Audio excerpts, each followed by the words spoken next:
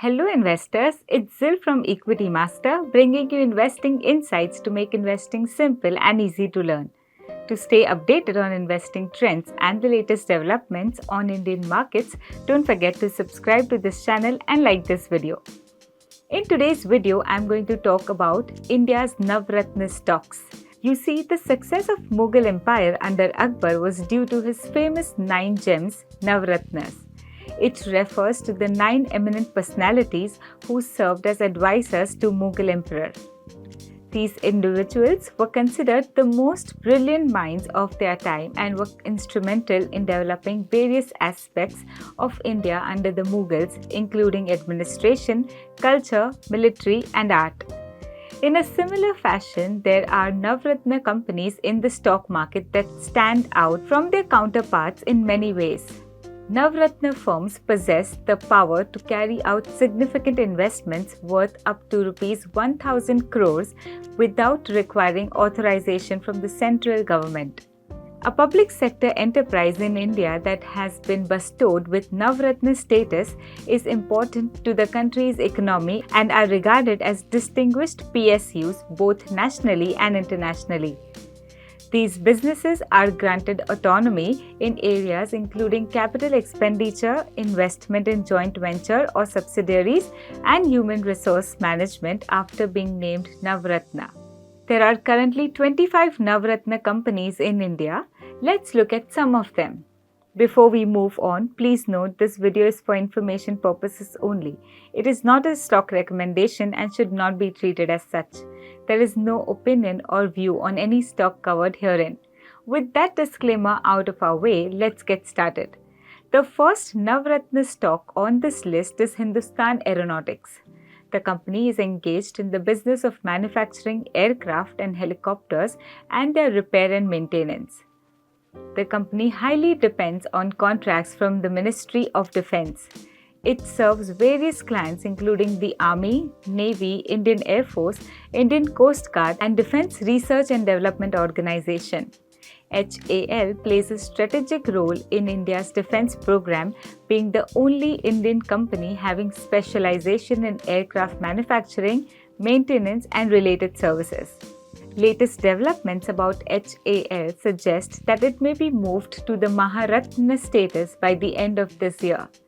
In August 2024, HAL signed a contract with Safal helicopter engines for the joint design, development and production of a new engine called Aravali.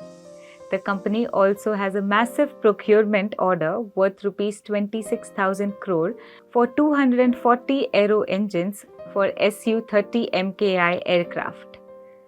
This has increased HAL's already strong order backlog from Rs 94,000 crore to Rs 1.2 trillion. Apart from this, the company has a deal on its cards with a US firm GE Aerospace for the joint production of F414 engines in India. Going forward, the long-term order pipeline for HAL continues to remain robust. Moving on to the second stock. Bharat Electronics manufactures and supplies electronic equipment and systems to the defense sector. The company also has a limited presence in the civilian market. The company was formed under the Ministry of Defence to handle Indian defence electronic needs. Defence continues to be its mainstay, contributing to 81% of the revenue in FY24 against 87% in FY23, with the balance 19% coming from the non-defence segment. The order book position of Bharat Electronics as of 1st July 2024 stood at Rs 76,700 crore. The company has signed a massive contract with Armoured Vehicle Nigam (AVNL) in June 2024. India's defence sector is set to witness significant growth driven by the government's recent approvals of major military procurement projects. Bharat Electronics stand to benefit from the approved procurement of air defence fire control radars, a key component of the Defence Ministry's recent purchases. The company's strong presence in the electronics and radar systems sector makes it a crucial player in India's defence ecosystem. Moving on to the third Navratna stock, Rail Vikas Nigam Limited. incorporated by the Government of India, is engaged in the business of implementing various types of rail infrastructure projects assigned by the Ministry of Railways. It undertakes a wide variety of projects, including the installation of railway tracks and electrification lines, building railway bridges, and establishing workshops or production units. In July 2024, the company inked a MOU with Delhi Metro Rail Corporation Limited (DMRC). This, along with other recent project wins, provide for higher revenue guidance in the coming quarters. Going forward, the company is looking for new projects in offshore markets, including Central Asia, UAE, and Western Asia. RVNL is also planning to expand its new segments, which encompass metropolis rail obligations, metro obligations, and immoderate margin infrastructure duties. It has been focusing on its Vision 2024 plan, which includes 100% electrification, multi-tracking of congested routes, upgrading speed to 160 kmph on certain routes, and upgrading speed to 130 kmph on all other Golden Quadrilateral routes. The fourth stock on this list is IREDA. Short for Indian Renewable Energy Development Agency, IREDA was established for the promotion, development and commercialization of new and renewable sources of energy, and it provides financial assistance to energy efficiency and conservation projects. The company is the nation's largest pure-play green financing NBFC. It provides a comprehensive range of financial products and related services, from project conceptualization to post-commissioning for renewable energy projects and other value chain activities such as equipment manufacturing and transmission. The company has recently enhanced its presence in new and emerging RE technology financing, especially electric vehicle and manufacturing financing via innovative products such as fleet financing and on-lending to e-mobility B2C NBFCs. IREDA has a diversified loan book of Rs 60,000 crore in FY24. The company has inked initial pacts with SJVN and GMR Energy for the development and implementation of the 900 megawatts Upper Karnali hydroelectric project in Nepal.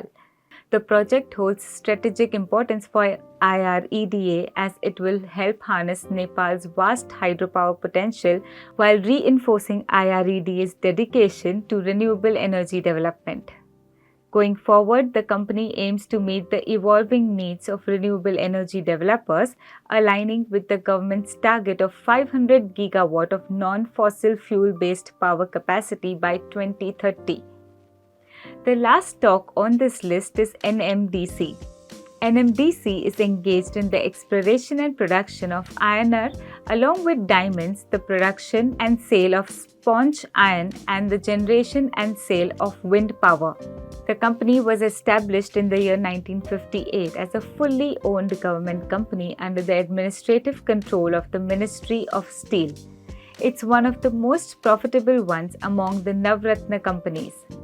NMDC has a strong history of rewarding investors with an average dividend payment of around 833% in the last 5 years.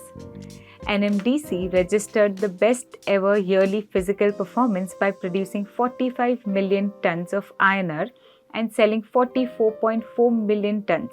The company recorded a 10% growth in production and 16% growth in sales compared to FY23.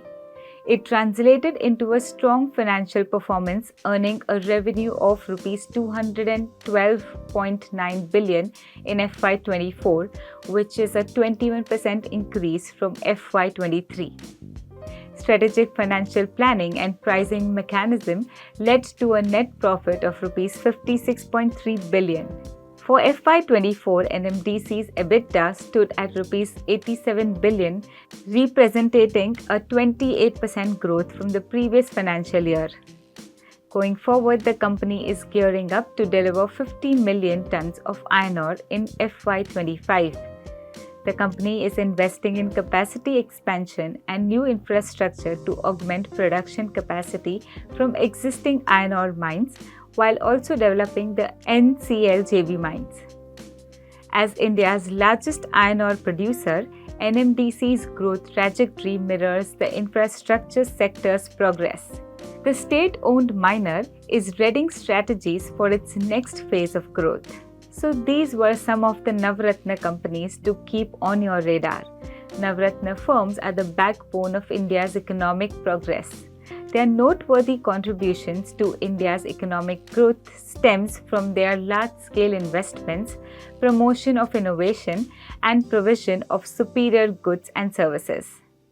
These PSUs, be it in the field of mining, construction, or telecommunication services, have made significant progress in terms of the growth and reach of their businesses. The overall impact generated can be seen by their global presence and reach, the number of people they employ, and most importantly, how sustainable their initiatives are.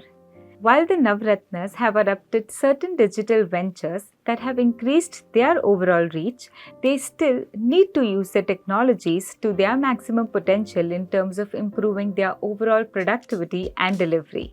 That's it for today. Don't forget to like this video and share it with your friends and family. Have a profitable day and happy investing.